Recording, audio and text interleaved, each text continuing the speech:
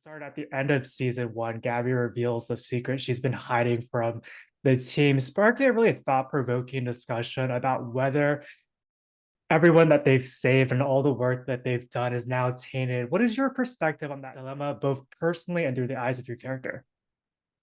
It's funny. I can answer both personally and through the eyes of Zeke and how I feel about the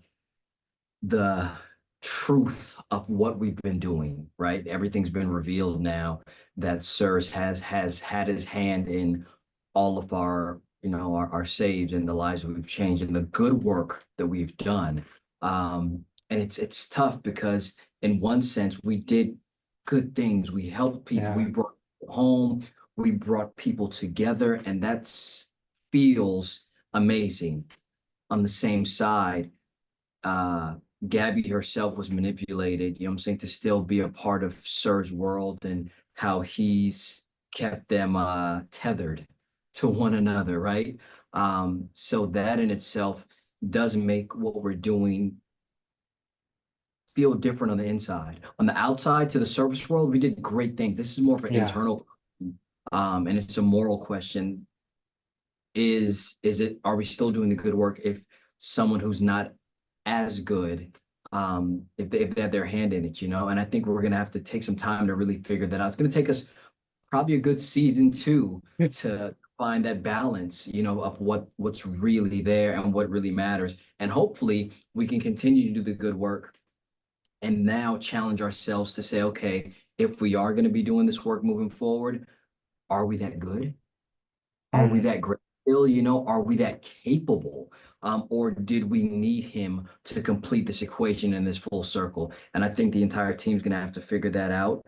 And even before you get to that point, we got to figure out if we have an M&A, like how do we still work together? How do I still work with Gabby, considering, the lies that she kept, and even though now we know her truth, it's almost like she was forced to tell us the truth, So Mhm. yeah.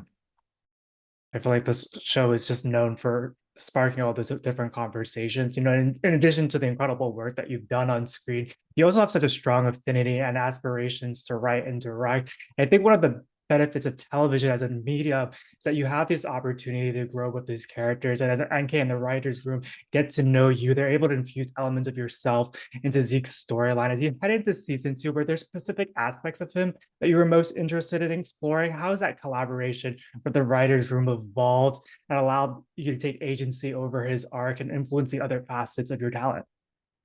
I think coming into season two, approaching Zeke, it was I know where we finished with season one. I never want to know too much or too little. I Mm. don't want to play the end. I want to play this moment right here, but know enough that I can have good inner monologue within my head, behind my eyes, when I have those quiet moments by myself. And I think NK and the writers, what they did very well, the start of this season, we all came in and we all sat down and we talked about where our characters are going this season all the way up to season three. Like, this is where we would wrap things up and we would bleed into season three in this way. And so we have a very rough draft of where we're going and what we'll be going through.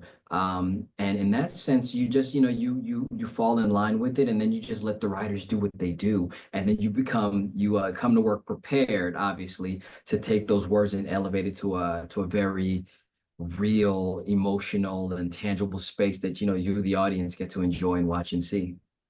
Yeah. And I think what makes this show so compelling and gripping to watch is how the team has turned their trauma into purpose, but also highlights that that journey of healing is different for everyone. And your performance is so visceral and moving. And audiences feel that internal conflict that Zeke is facing with himself and how he physically wants to be there for his team, especially in those moments where it's life or death, but isn't able to. As an actor, how did you create that space for yourself to explore that vulnerability, particularly episode 201, because it's so heartbreaking to watch? I think navigating that space of carrying Zeke's trauma and bringing it to the forefront definitely starts with NK and the writers first and foremost. They've given me all of the tools for me to play with, Mm. and then my job is to get in there and tie all of those things to myself. to my own self, how I feel about it, the things that I carry, how I move, how I navigate my own trauma that we all carry. And then by doing that, that's how I, as an actor, I'm able to grab a hold of Zeke's agoraphobia and make it mine. Um, Mm. we we have a great workspace, and our directors show up for us, and they allow us to create and be. We're very much not locked in. We're not locked in a box like Zeke per se.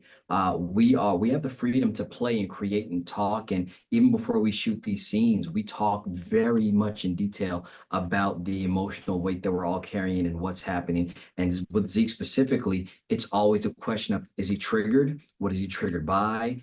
What mask is he wearing that day? When is the mask off? And specifically in episode 201 that you spoke about, Zeke, being outside and in this hospital, that is a very, very visceral and vulnerable place for him. He's not in the safe space that he's created. And we get to see what Zeke feels on the inside.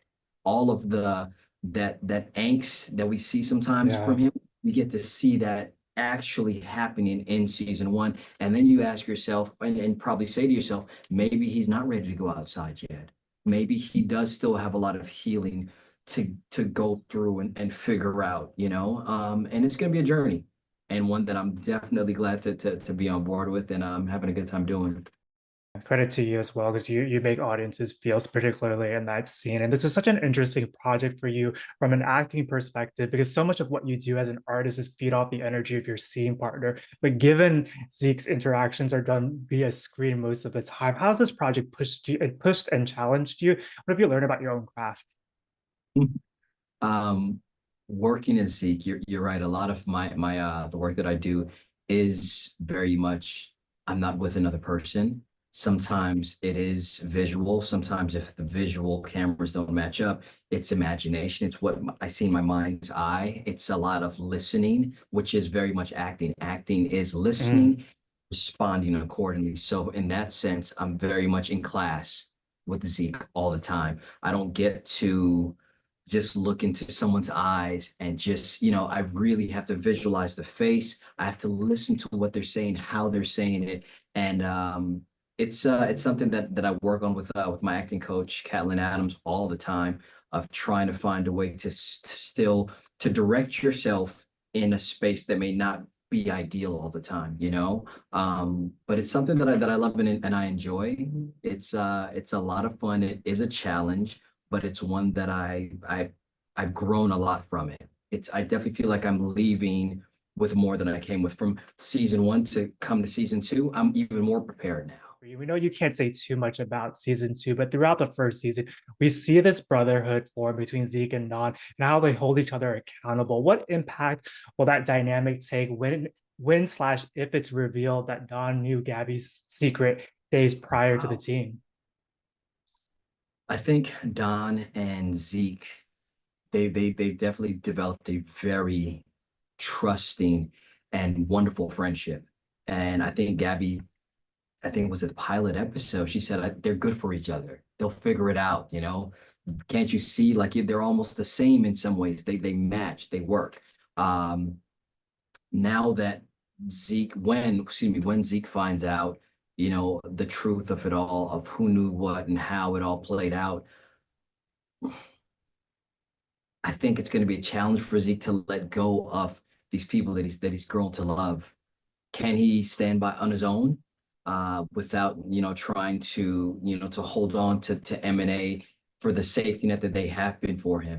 And I think that'll be the challenge for Zeke season two, standing on his own, having his own voice and speaking from a place of strength and not necessarily being covered and under the umbrella of Mosley and Associates. And I think it'll be good for him. It'll be some growing pains for certain, but I think it'll be good for Zeke overall. Um, Everything that's happened in 201, I think sets the tone for the rest of the season, of Yeah. whether Zeke is ready to try to make some moves to try to come outside, or is it a more of a realization that, maybe I'm not ready. maybe I'm not emotionally ready to make that move. And then with the team splintering in different directions, how strong will Zeke be to be able to stand on his own and make his own decisions and speak his mind and let them know how he really feels?